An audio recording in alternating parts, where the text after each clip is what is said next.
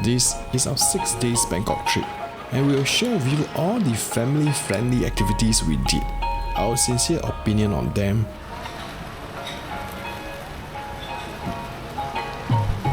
We also talk about the hypes to avoid and the best transport option starting from Bangkok's airport.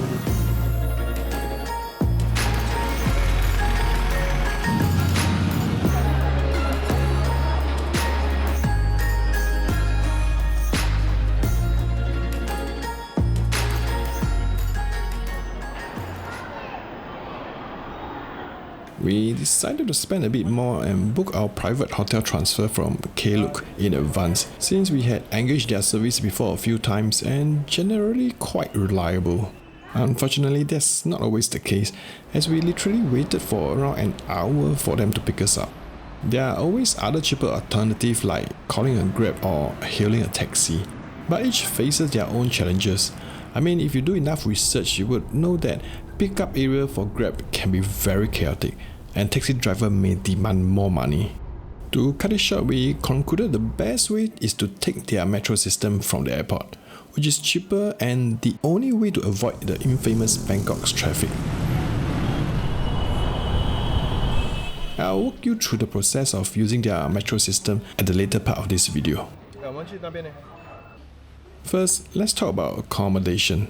I would like to highlight that we consider ourselves the budget-conscious traveler. We try to save in accommodation-wise, but we will not compromise on safety and comfort as we're traveling with kids. This is where we stay. The location is not bad, with Asok BTS and Sukhumvit MRT station just 10 minutes away. There are also several shopping arcades within walking distance.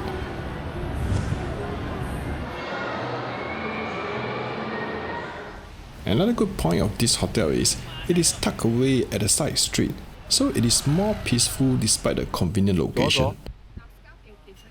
Well,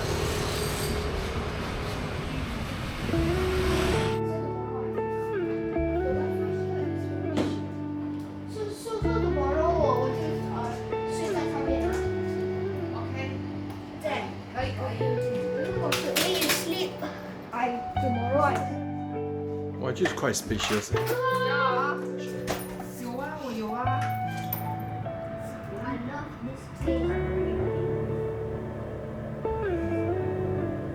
Next, the food culture is something I really want to talk about. No doubt, Thai cuisine is one of our favourite, but recently there are a lot of hype on the Michelin star street hawkers on social media. Before sharing my personal opinion, I just want to be fair that we did not try any of them.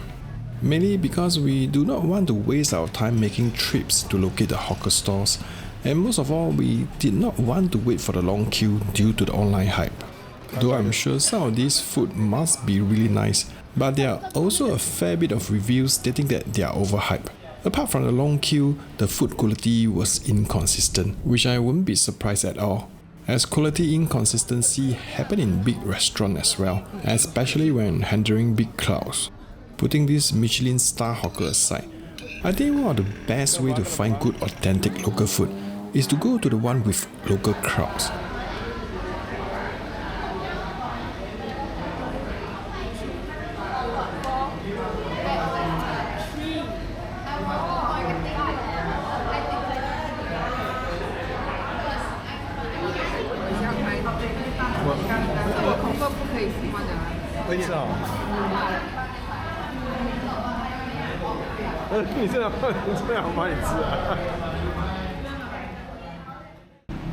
You may not agree with me, but another avenue of having good Thai food is actually within the shopping arcade itself. We had Savoy, a mid-range Thai restaurant at Terminal 21.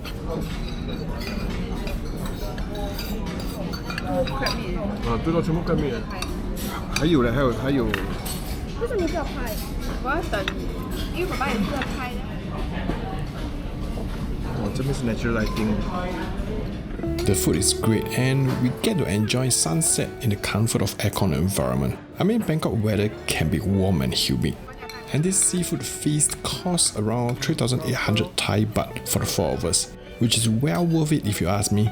To know that some of these famous Michelin recommended street hawkers is actually more expensive. Lastly, I would like to share about our sincere opinion on the famous joke fairs which everyone is talking about on their social media. We think that this night market is basically meant for tourists. Everything here is more pricey. But saying that, you should not be deterred from visiting this place. Objectively, there are still good things to say about this place.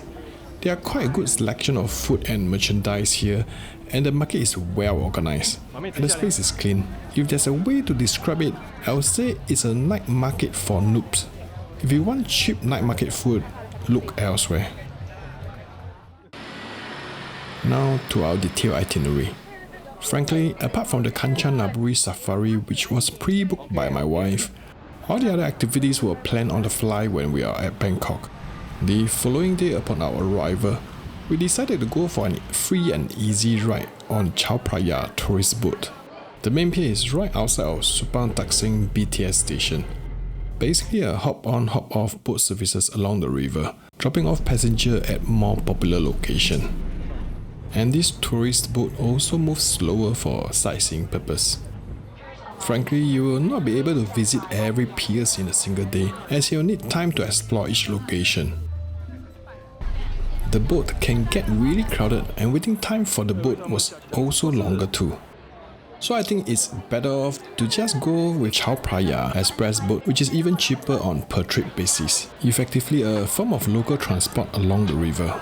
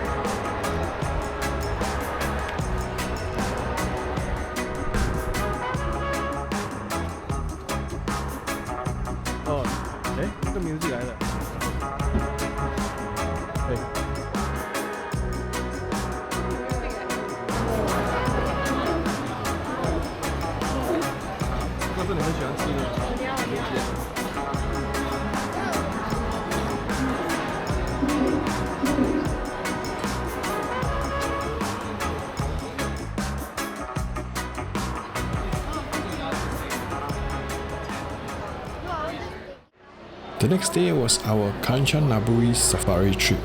This was entirely pre-planned by my wife.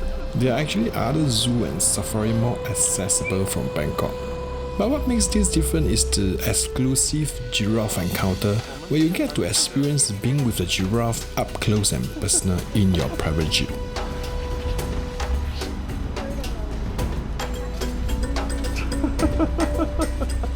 And also a private photo sessions of our family.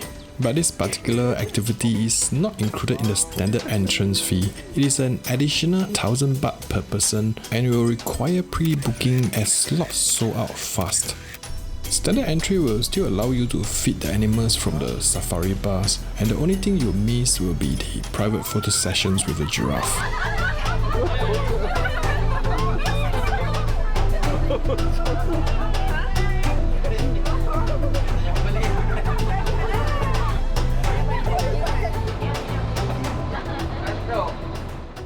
Another thing is Kanchanaburi is around 2 to 3 hours away from Bangkok, so we still need to arrange our own transport. We book a private hire for 12 hours, so it's a full day trip with other activities.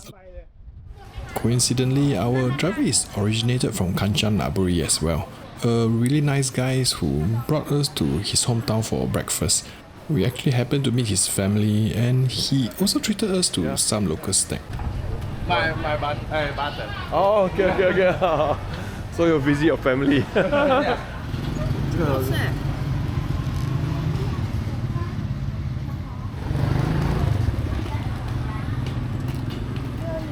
他人不错哦。 After the safari, we also visited the bridge at River Kwai, a place of memorial for World War II, also known as the Death Railway, as the track was orchestrated by Japanese force using POW and Asian laborers.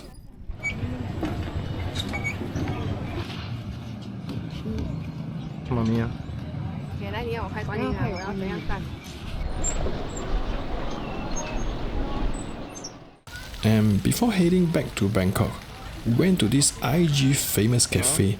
It is not really on the way, but our private hire is really nice to bring us there.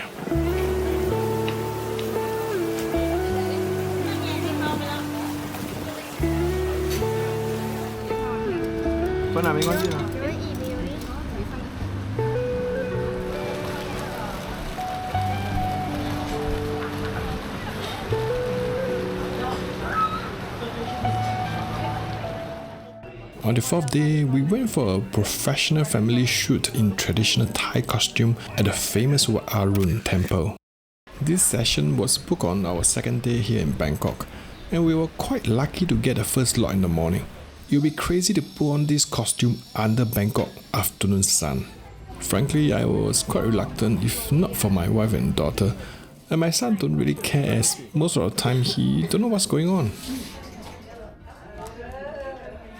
The studio is located at Maharaj Pier, and after getting our costume and hairdo, we took a boat ride to Wat Arun temple.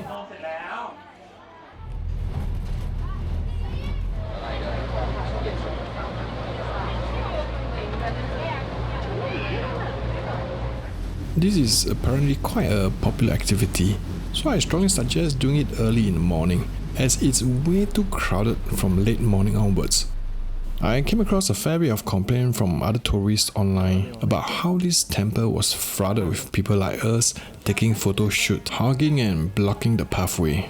From my experience, these professional Thai photographers are actually more considerate and orderly than a lot of other tourists. They are very seasoned photographers with unspoken code of conduct. Most of the time, they wait for their turn on picture square spot, snap a few pictures and jump to the next spot. If you are looking to take nice picture in traditional Thai costume, I highly recommend engaging this professional. Our session cost us around 5,400 baht, inclusive of costume and hairdo. Get a job done right and also a small humble contribution to the tourism industry of Thailand.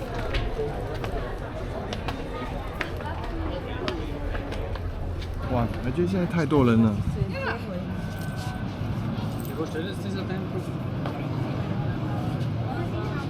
Just focus on face. So what I'm admiring. 有了，我们不用拍照了，其实。Yeah, because I really also think cannot 拍的。对。On the fifth day, we joined a day tour to the floating market and the railway market. This was actually also a last-minute decision. We got a good deal from the last-minute online booking from Klook. I'll jump straight to my sincere opinion on day tour like this. First of all, you really have to set your expectation right.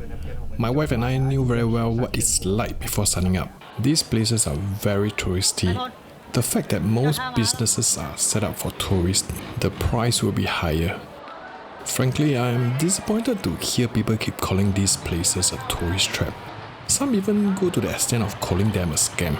Most tourist attractions around the world have markup prices, and I'm quite sure that for the majority of us, even with the markup prices, it's still comparatively cheaper here in Thailand than back home. The merchants, just being themselves, definitely will try to sell something with a profit to make a living. If you like it, just buy from them and contribute modestly to their tourism industry, which is a significant part of their economy. If you don't want it, just walk away. To us, we really just wanted to bring our kids here to experience the atmosphere of the floating market. Yes, it may be less authentic, as this place had evolved a lot over the years just to cater for tourists. But the basic concept and structure of Thailand floating market still remains, and that is good enough for us.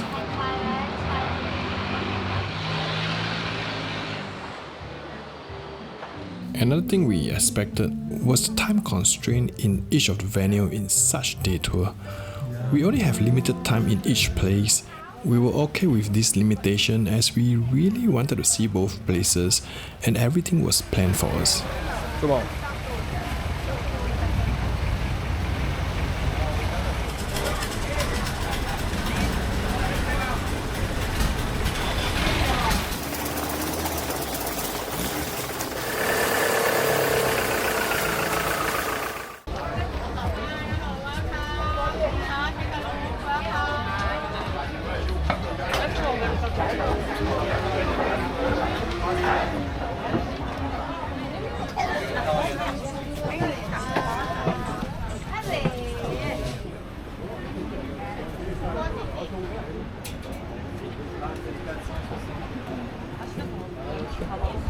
Sorry, Mama. Thank you. Yes.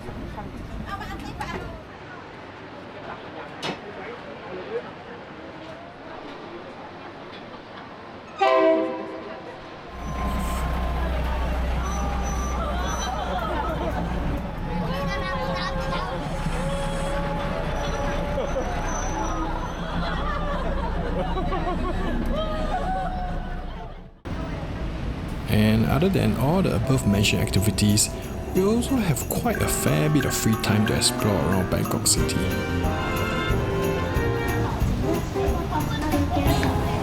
Lines are busting out the door. Christmas songs in every store. Can't stand to hear one more. Please won't you make it stop? Snow's piled 5 feet high. Dog ate pecan pie. Hurry up, snowball is mine. Christmas time again. And before ending this video, I will quickly go through traveling between Bangkok and Dom Mien Airport via their metro system. Basically, there are two metro systems in Bangkok downtown, both operating independently by different company.